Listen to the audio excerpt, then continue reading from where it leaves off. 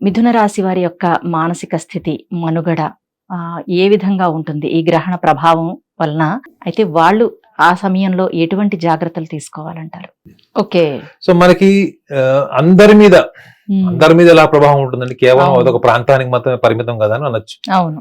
So గ్రహణము అన్నది గురుత్వాకర్షణ శక్తి, చంద్రుడి యొక్క ప్రభావము, గురుత్వాకర్షణ శక్తి భూమి మీద ఎలాంటి తీవ్రమైన ప్రభావం కలిగి ఉంటుంది అనేది కదా జనరల్ రిపోర్ట్. అంతేగా. అవును. అలాంటప్పుడు ఇది ఒక భూమి కింద భావించండి. ఈ ఉమ్, క్రికెట్ బాల్ ని భూమి కింద భావిస్తే ఈ క్రికెట్ బాల్ మొత్తంలో మీకు 360 డిగ్రీస్ భూమి అనుకోండి. ఇది ఉమ్, ఇందులో ముఖ్యంగా మన భారతదేశాన్ని తీసుకొని ఈ క్రికెట్ బాల్ లో ఏ కార్నర్ లో మనకి ఇప్పుడు మనం భూమి కింద భావించి ఇది మనము ఏ కార్నర్ లో మనకి గ్రహణ కాలం ఉంది, ఉమ్, ఎన్ని నిమిషాలు ఉన్నది అన్నది కేవలం అది వీక్షించడానికి మాత్రమే కనిపిస్తుంది. తెలుస్తుంది. అవును.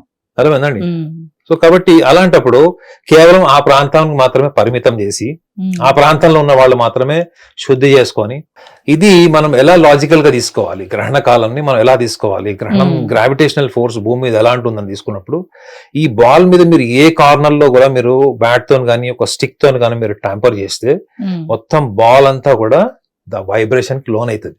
సో ఇక్కడ మనం అర్థం చేసుకోవాల్సింది ఏంటంటే ఈ గురుత్వాకర్షణ శక్తి ప్రభావం భూమి మీద ఉమ్, కేవలం ఈశాన్య భాగము, దక్షిణాగ్నేయము, ఆగ్నేయ ప్రాంతాలు లేకపోతే నైరుతి ప్రాంతాలు మాత్రమే కాదు.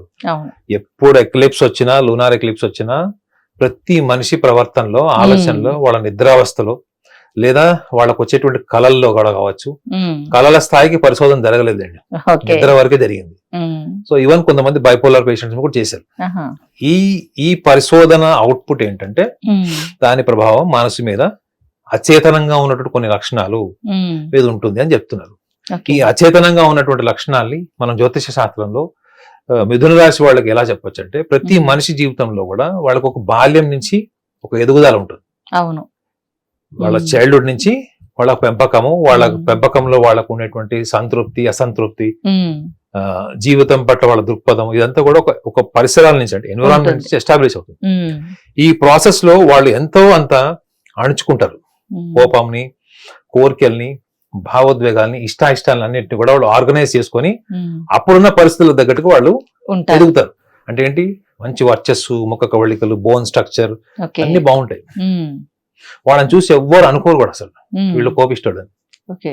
సో ఒక్క క్షణంలో వాళ్ళకి కోపం వచ్చినప్పుడు ఈ కోపంతో పాటు వాళ్ళలో యాక్టివేట్ అయ్యేది ఏంటంటే మాట్లాడే విధానం. సో ఈ మాట్లాడే విధానము కోపం మధ్యలో ఒక లక్షణం బయటకు వస్తుంది. ఉమ్, ఆ లక్షణం ఏంటంటే వాళ్ళకు కోపం వచ్చిన ప్రతిసారి ఏం చేస్తారంటే అవతల వాళ్ళు కొంచెం ఇట్లా కింద వేస్తారు. ఇట్లా ఉమ్,